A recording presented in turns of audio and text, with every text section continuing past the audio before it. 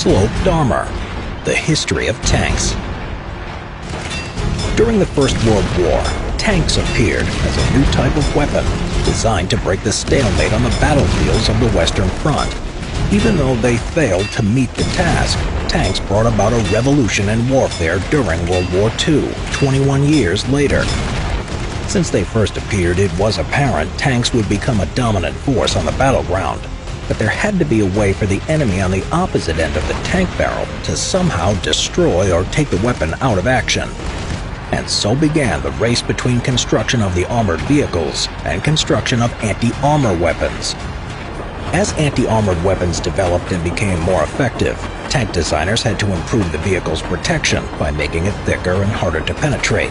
Alongside this, however, was a far more innovative implementation, which achieved the same results, this being sloped armor.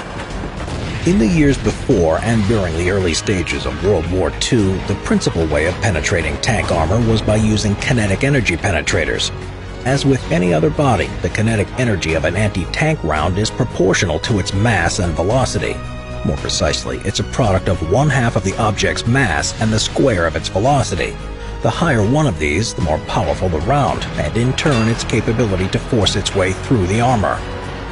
Once the round penetrates the armor, the target is destroyed by either the heat and the pressure produced or the scattering of round particles, otherwise known as shrapnel. Over time, the caliber, weight, and velocity of the anti-tank rounds increased, creating some powerful tools in combating tanks. To increase the tank's protective capabilities, constructors equipped tanks with thicker armor plates to match the increasing kinetic energy of the rounds. The drawback of producing thick armors was that it increased the overall weight of the tank. More importantly, it required more steel, which also meant higher production costs. Sloped armor countered this problem, as with angled armor plates, constructors achieved better protection while retaining the same thickness of the armor. Sloped armor provided more than one benefit to the protection of the tank. The most obvious was the increase of the armor thickness, more precisely, the relative or the line of sight thickness. When a round hits the armor plate, it transfers its kinetic energy along its horizontal axis, the line of sight. In vertical armor plates, the thickness along the line of sight is the actual thickness of the plate. In sloped armors, the line of sight thickness is higher than the actual and relative to the slope angle. The higher the angle of the armor slope from vertical, the higher the relative or the line of sight thickness. In 60-degree sloped armors, relative thickness is twice as high than the actual.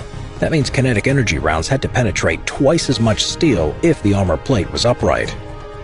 Most often, sloped armor plates were applied to the frontal part of the tank, since this was the most likely direction of attack.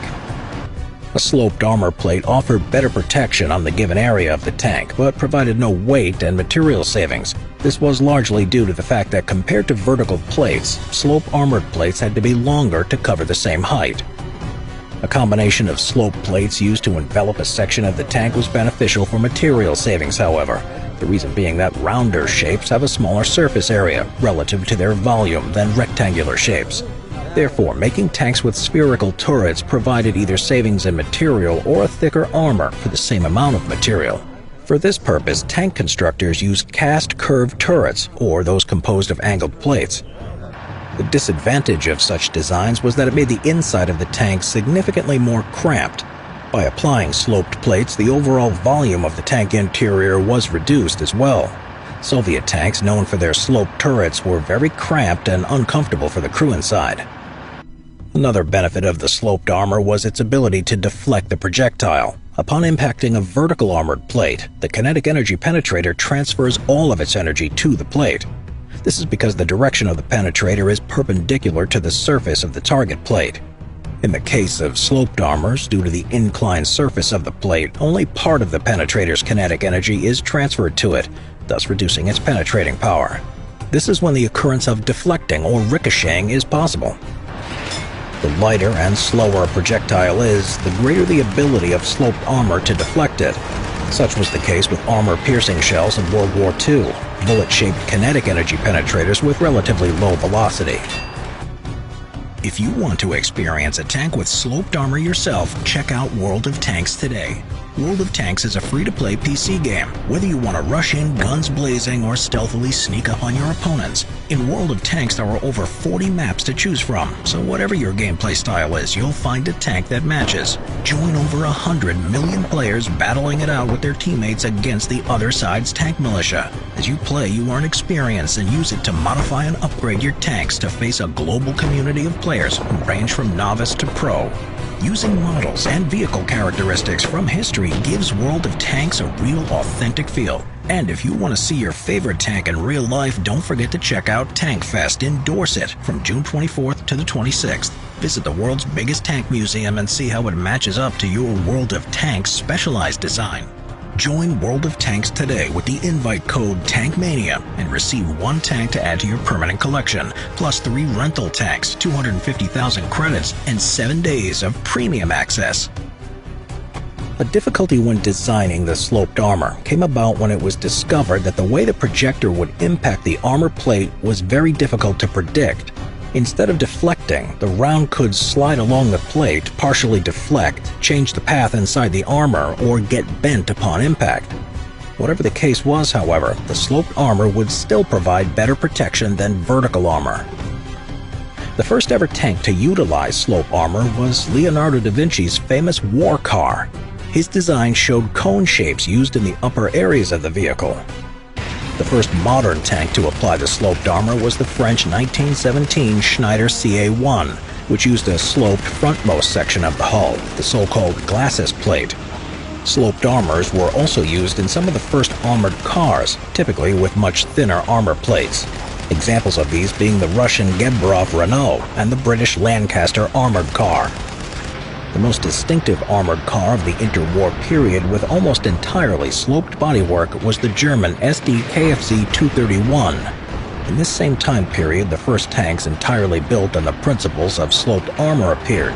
These were the French Saumur S35 and the Renault R35, both having sloped armor made of cast steel. The use of sloped armor saw more extensive use during World War II as the conflict and weapon technology progressed. Arguably, the one actual example of an almost perfect utilization of the sloped armor was the legendary Soviet T-34 tank. When it first entered service in World War II, its armor was groundbreaking. Sloped armor plates were used on all 4 sides of the hull, with the front plate mounted at a perfect 60-degree angle from vertical. The T-34's turret was cast steel, with sloped sides and the back was round-shaped. Even though the quality of the manufacturing was at the best of times questionable, the armor of the T-34 was probably the best there was at the time. In the early stages of the war, a single T-34 came under heavy fire from a German 37mm PaK-36 anti-tank gun. The German crew reported to have to fire 23 rounds against the Soviet tank and only managed to jam the tank's turret ring. German Panzer III tanks with the 37mm Kampfwagenkanone 36 tank gun were also almost useless against the T-34s. German tank crews noted that their guns were effective at only short ranges, aiming from the flank or rear and getting a direct hit as perpendicular to armor plates as possible. Being leaders in using sloped armor, the Soviets used the design on almost all of their tanks, including the T-60, T-70, and later the IS-2 and IS-3 heavy tanks. The success of the Soviet sloped armor design impressed the Germans, who had their first experience in dealing with the now often feared T-34. Their most powerful tank, the Tiger I, had an entire bodywork composed of flat welded armor plates. However, the German engineers, realizing the effectiveness of sloped armor, implemented a completely different design on its successor, the Tiger II. It had a hull made of sloped armor plates and a rounded turret. The lessons they learned about sloped armors in the first years of the war on the Eastern Front, the Germans applied to other tank designs, most notably on the tank destroyers Jagdpanther and Jagdpanzer 38T Hetze. The Allies too used slope armors in their armored vehicle designs. Angled armored plates were used on Shermans, M10 tank destroyers, and the majority of the armored cars and troop carriers. As the war went on, the sloped armor began losing its advantages, primarily due to improved large-caliber anti-tank guns. For example, the German 75mm PaK-40 anti-tank gun And Tiger's 88mm guns could penetrate T-34's frontal turret at ranges of 3,900 feet or 1,200 meters at practically any angle. By the end of the war, it became evident that sloped armors were becoming obsolete, especially when new types of anti-tank rounds entered the scene. Rounds with shaped charges, and especially the high-explosive anti-tank rounds, could relatively easily penetrate steel armor plates, regardless of the thickness and angle. The development of these rounds revolutionized anti-tank warfare. Tanks became vulnerable to new weapons that an infantryman could carry rather than fixed weapons requiring a crew to operate. The basic principle of increasing the protection of the armor by inclining it was now no longer enough. Those designing the next generation tanks had to develop or refer to new materials that could withstand the impact of high explosive rounds. This led to the introduction of new types of armor, such as ceramic armors, composite armors, and reactive armors, many of which are still used in modern tank designs.